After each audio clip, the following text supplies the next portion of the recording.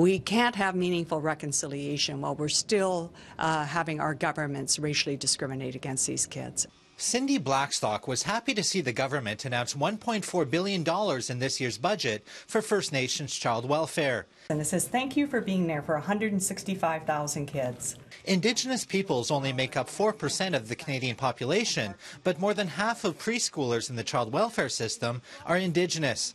Blackstock wants to know where that $1.4 billion is going. We already know that a portion of that money is going back to the department itself.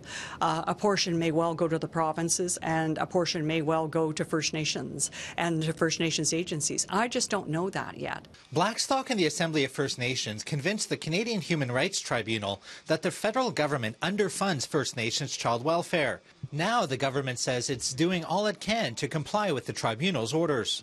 We have, from our end, gone through the orders one by one to make sure that we've done the work that we believe is necessary, and now we are in the process of doing that with the other parties to the tribunal to ensure that they agree. It took almost 10 years for the Human Rights Tribunal to order the government to start funding First Nations child welfare equally compared to other Canadian children. Now Blackstock wants to know the details as to where that $1.4 billion is going. The money is for agencies and communities and to do the work to prevent children from being apprehended. Blackstock is happy to see child welfare getting attention from the feds. She thanks the Canadian public and others for the attention the issue is now getting.